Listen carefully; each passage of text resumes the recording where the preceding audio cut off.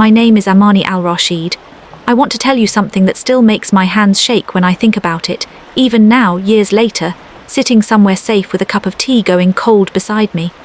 I was tied to a railway track by men who worked for my own husband in the spring of 2011, because after 6 years of marriage I had not given him a son. That is the short version. The long version is harder to say, but I will try slowly because I think somebody out there needs to hear it today. Maybe you are that somebody, I don't know, but I will tell it anyway. I was 23. I had grown up in a house with high walls and marble floors, a house where servants moved quietly and nobody raised their voice above a certain level, because raising your voice meant something had gone wrong, and in our family nothing was ever allowed to look like it had gone wrong. I do not say this to complain about wealth. Wealth was never the problem. The problem was what was expected of me inside all that comfort, hidden underneath all that comfort, like a stone at the bottom of a soft bed.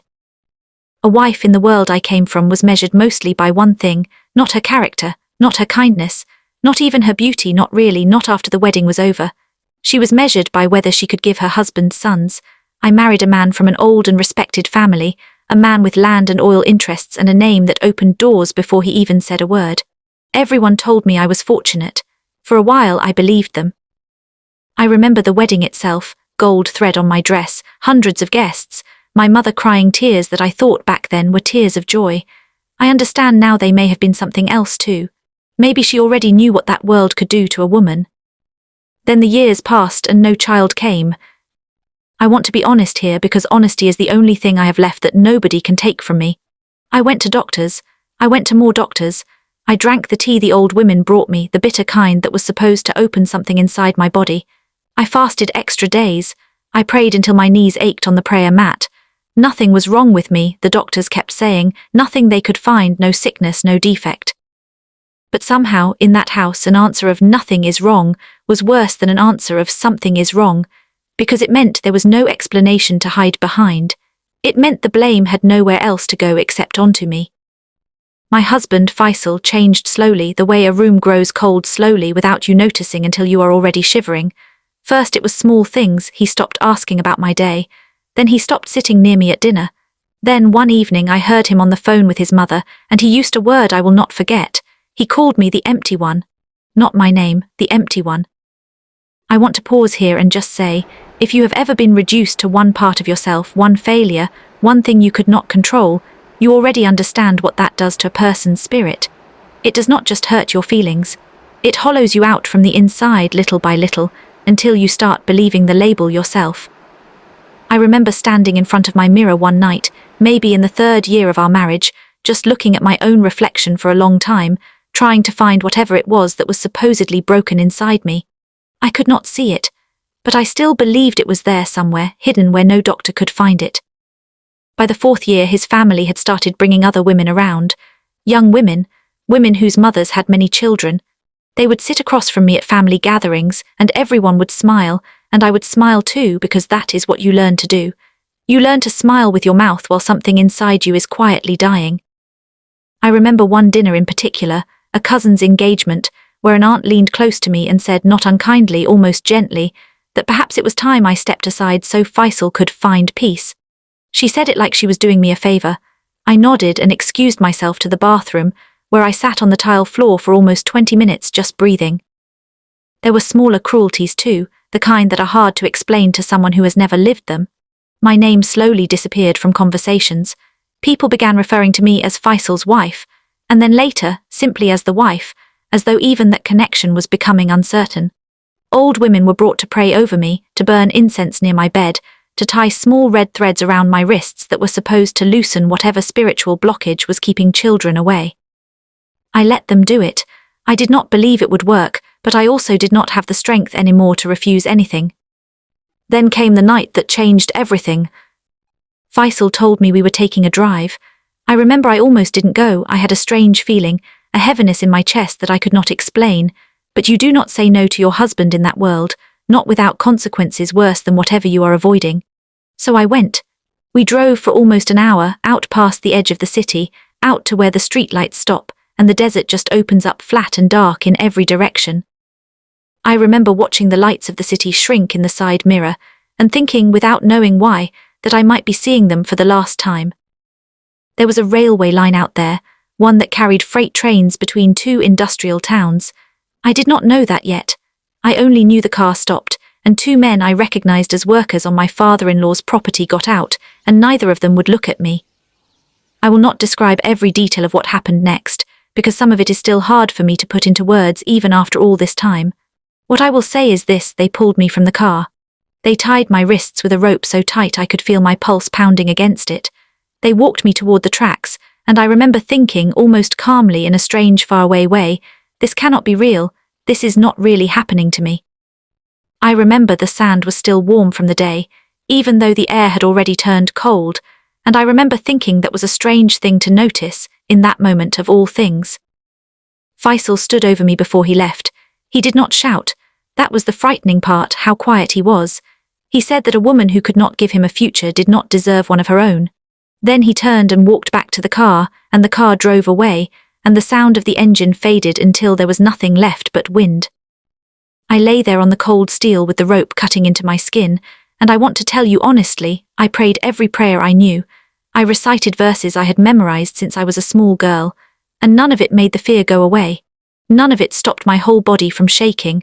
I remember looking up at the sky, at how many stars there were out there, far from any city light, and thinking that it was strange, almost unfair, that something so beautiful could be the last thing I saw.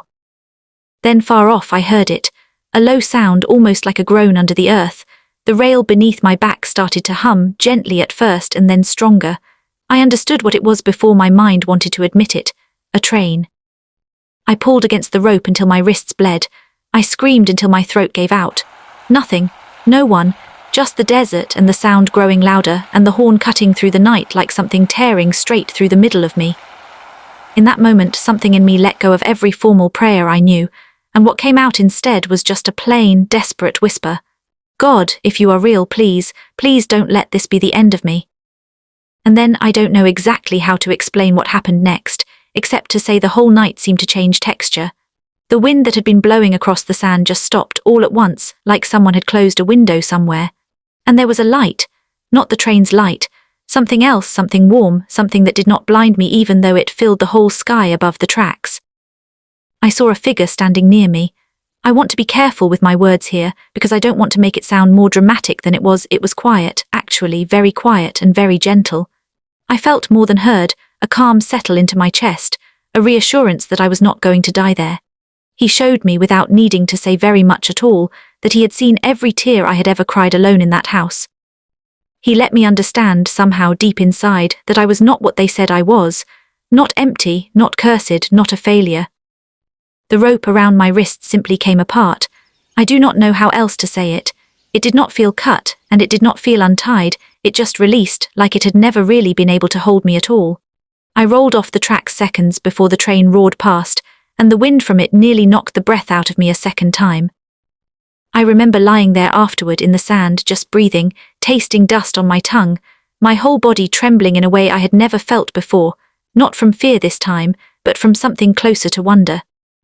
Then it was quiet again, just the desert and the stars and me alive, shaking, crying into the sand. I did not tell anyone what I had seen. Who would have believed me? When the men came back, because of course they came back to check, they found me alive and dragged me home, confused and angry, muttering about how I had survived somehow. Faisal was waiting when I arrived. He did not ask if I was hurt. He asked how I had embarrassed him by not dying properly. I remember standing there thinking quietly, this man has never loved me, not for one single day. It is a strange kind of grief, realizing something like that. Not loud grief, quiet grief, the kind that just sits in your chest for a long time afterward. After that night I was watched constantly. My phone was taken. 2 guards were placed near my door supposedly for my protection, though we both understood what they were really there to prevent. I was told to say nothing about that night, to anyone ever, and I didn't, not for a long time. The whole household moved differently around me after that. Servants who used to chat with me in the hallway now looked at the floor when I passed. My mother-in-law visited more often, sitting across from me with a face like carved stone, asking questions about rumors. She had heard about trains and railways, questions I answered with silence, because silence, I had learned, was often safer than truth. But something had shifted in me that could not be undone. I began to notice small, quiet things, a strange peace that would settle over me at night, a sense that I was being watched over, not by guards, but by something kinder. I found, almost by accident, an old book left behind years earlier by a foreign engineer who had once worked on my father-in-law's land. A Bible, tucked away in a storage room nobody used anymore, sitting on a dusty shelf between broken lamps and boxes of forgotten paperwork. I remember standing in front of it for a long moment before I even touched it, my heart pounding for no reason I could explain. I read it in secret late at night by the smallest amount of lamplight I could manage. I did not understand everything. My English was not very strong back then, but certain lines reached me anyway, like they had been written specifically for someone in my exact situation. Words about rest for the weary. Words about being seen, truly seen, by someone who was not measuring my worth by what I could produce. I would read a few lines, then close the book and just sit there in the dark, letting the words settle over me, the way warmth settles over you after stepping in from the cold. I began slowly to pray differently, not the formal prayers I had memorized as a child, though I still respected those. Something quieter, more personal, whispered into the dark of my room. I did not always know what to say. Sometimes I just said, "Help me," over and over until I fell asleep. I felt more often than not that I was not saying those words into an empty room. Weeks passed. My husband's patience, already thin, grew thinner. There was another family meeting, another cold conversation where I was discussed like a piece of property that had failed to perform. I stood in the doorway of that meeting room, not invited to sit, listening to men decide the shape of my future as though I were not standing right there. I was given, in plain words, one more chance, one more year, though everyone in that room already knew what would happen if nothing changed. Faisal's uncle made a joke about it, something about my body not being built right. And the room laughed, softly, politely, the way people laugh at cruel jokes when they are trying to seem sophisticated about it. I walked out of that meeting and did not cry until I reached my room. Then I cried for a long time quietly into a pillow, so the guards outside my door would not hear. And then I want to say this part carefully because it still fills me with a kind of quiet wonder even now. I began to feel something different in my body not long after. A change I had almost stopped hopping for. I told no one. I was afraid of hopping too loudly, afraid that hope itself would be punished, the way everything else good in my life seemed to eventually be punished. I remember placing my hand on my stomach one morning, standing at the window watching the sun come up over the palace walls, and just whispering quietly, "Thank you," not entirely sure yet what I was thanking anyone for. Not long after, Faisal announced we were driving out to the desert again. My whole body went cold. I knew somehow exactly where we were going. I remember packing a small bag with shaking hands, tucking the Bible into the folds of my clothing, though I do not know, even now, what I thought I would do with it out there. The second time was worse than the first in some ways because I already knew what that place looked like, already knew the sound the train would make before it arrived. I recognized the exact bend in the road where the car would slow down. I recognized the smell of the desert at that particular hour of the evening. They tied me again. The same rope, it felt like, the same cold steel beneath me. Faisal stood over me and said there would be no miracle this time. I closed my eyes and I did the only thing I knew how to do anymore. I prayed quietly, not with fancy words, just a plain and honest plea. "Please, don't let this be the end." And he came again. The same warmth, the same light that did not hurt to look at. I felt once more that gentle reassurance settle over me that I belonged to something bigger than the men who thought they owned my life. He let me feel, without needing many words at all, that this child growing inside me was not a mistake, was never a mistake, no matter what anyone in that family believed. The rope came apart again. I rolled free just as the train's brakes screamed against the rails, the whole engine grinding to a stop only meters from where I had been lying, sparks flying off the metal in the dark. The guards fell to their knees in the sand. Faisal just stood there, pale, staring at the empty space where the light had been, saying nothing at all. I remember the silence in the car on the way home. Nobody spoke. Nobody looked at anybody else. It was the strangest, most uncomfortable quiet I have ever sat inside. After that night, everything in the house changed, though nobody would speak of it directly. There was a strange, cautious fear in the way people looked at me now. Servants who once avoided my eyes now studied my face carefully, like they were trying to understand something they could not explain. And not long after, a doctor confirmed what I had already quietly known in my heart. I was carrying a child. She whispered it to me almost fearfully, closing the door of the examination room first, as though the news itself was something dangerous to hold. I will not pretend the joy was simple. The moment my pregnancy became known, I stopped being a wife and started being, once again, something to be managed, protected, controlled. Doctors were flown in from other countries. My meals were monitored down to the smallest detail. My husband spoke of his son, as though the child had nothing to do with me at all, as though I was simply the container something valuable was being kept in until it was ready to be removed. It was around this time that I met a nurse named Grace, a quiet woman from the Philippines who wore a small cross hidden under her uniform collar. She looked at me one afternoon while checking my blood pressure and said, very softly in careful English, "You are not alone. God sent me." I nearly wept right there in front of her. I remember gripping the edge of the examination table just to steady myself. Grace told me over the following weeks in whispers between appointments about a small underground network of believers who helped women in situations like mine. It was dangerous, she said. It could go wrong in 100 ways. But it was also, she said gently, the only real door I had left. She began bringing me small pieces of information, folded into the corner of a medical chart or whispered quickly while adjusting a pillow behind my back. A name here, a road there, a time. I memorized everything and repeated nothing out loud, not even to myself, in case the walls really were listening the way I had always been taught to believe they were. We planned for almost 2 months. There were nights I lay awake going over every detail in my mind, certain we would be caught, certain I was putting both Grace and my unborn child in terrible danger. There were other nights when a strange, steady peace would settle over me, and I would fall asleep almost easily, trusting, in a way I still find hard to fully explain, that we were not walking this road alone. On the night of a large family gathering, with the house full of guests and the guards distracted by the noise and the crowd, Grace and I slipped out through a service entrance dressed as kitchen staff, plain aprons over plain clothes, our heads down, moving with the quiet, practiced pace of people who did not want to be noticed. A driver was waiting near the delivery gate. I climbed into the back of a van among crates of bottled water, my heart pounding so hard I thought it would give us away on its own, the sound of it loud in my own ears. I will not describe every mile of that journey in full detail, the safe houses, the back roads, the night we crossed a border fence in the dark while clouds covered the moon just long enough for us to move unseen. I will only say that every single step of it felt like walking on borrowed strength, strength that was not entirely my own. There were moments of pure terror, headlights appearing behind us on a dark road, a checkpoint we had to pass through with false papers, a night spent hiding beneath sacks of grain in the back of a truck, barely breathing, listening to voices outside that I was certain in that moment belonged to men searching specifically for me.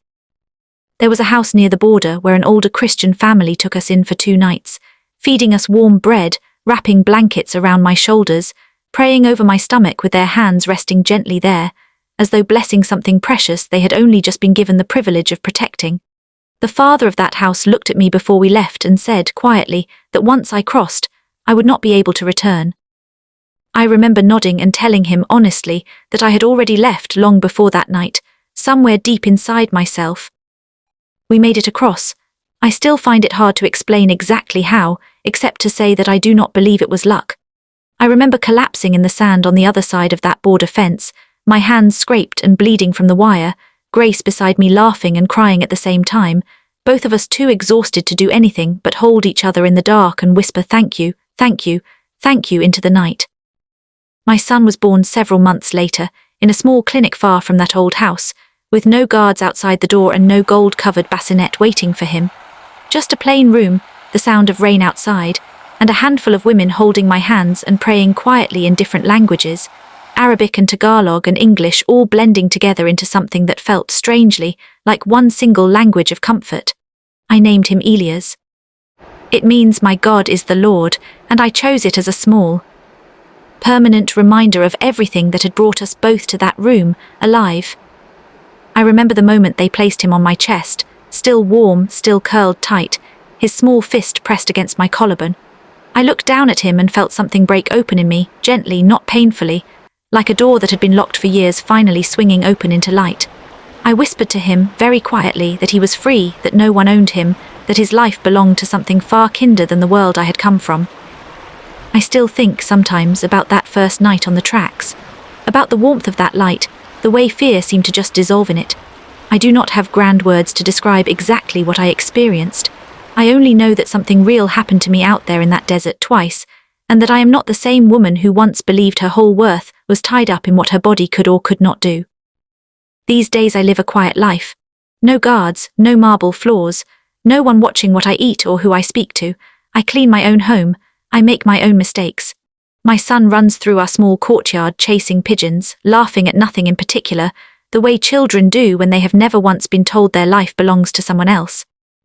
I watch him sometimes from the kitchen window, and I have to stop what I am doing just for a moment because the ordinariness of it still feels like a miracle to me. A boy laughing, safe, unafraid. It should not feel so extraordinary, but it does. I attend a small church now, nothing grand, just a room above a shop with folding chairs, and a handful of families from different countries who have all, in their own ways, walked through something hard to get there. I have learned to sing songs I did not grow up knowing. I have learned to pray out loud in front of other people, without my voice shaking quite so much. Elias claps along to the music, off rhythm, delighted with himself, and the older women in the church call him the miracle boy, and pinch his cheeks until he squirms away laughing. Sometimes, late at night, when he is asleep and the house is quiet, I sit by the window and just think back over everything. I do not know why I was the one who lived that night, out of everyone who has ever faced something similar, and did not. I carry that question with me still gently, without needing a full answer right away. I have stopped expecting all my questions to be answered. I have learned instead to simply be grateful for the ones that have been. There are still hard days. I will not pretend otherwise. There are still nights when a car engine outside sounds, for just a second, too much like the one that once drove me into the desert, and my whole body tenses before my mind catches up and reminds me that I am safe now, that this is a different road, a different life. There are still moments I miss things I did not expect to miss: my mother's face, the sound of my old language spoken casually on the street, even small things like the particular smell of the markets back home. Grief and gratitude, I have learned, can live in the same chest at the same time. They do not cancel each other out. They just sit there together quietly, and you learn to carry both. What I do know clearly, without any doubt, is this. If you are reading this and you feel like your worth has been reduced to one part of you, what you can produce, what you can give, what you are failing to be, I want you to hear me say, quietly and honestly, that this is not the truth about you. It was never the truth about me either, even though it took a desert, a length of rope, and 2 nights I still cannot fully explain to make me finally believe it. I speak to other women sometimes now, quietly, carefully, in small gatherings where trust has to be built slowly. Women who feel trapped in situations they did not choose. Women who have been told in one way or another that their value depends on something outside their control. I do not have easy answers for them. I only have my own story told honestly, the way I have tried to tell it here. I tell them that there is a kind of love that does not measure you by what you produce. I tell them that I felt it once lying on cold steel in the middle of a desert, certain my life was about to end, and that it changed everything about how I understood myself afterward. My name used to mean very little in that old house, except as a label for what I had not accomplished. Today I go by that same name, Amani, but I carry it differently now. It means wishes or hopes, and for the first time in my life that feels true. Not because everything turned out easy, not because the fear is completely gone, but because I know now in a way I did not know before that I was never as alone out there in that desert as I felt. And I am not alone now either, wherever this life takes me next. If nothing else, I hope this small telling of my story reaches someone who needs to hear tonight that they are not what they have been told they are, that there is still a door, even when every wall around you seems locked. I found mine in the middle of a desert, on a night I was certain would be my last. I do not know what yours will look like, but I believe quietly and firmly that it exists.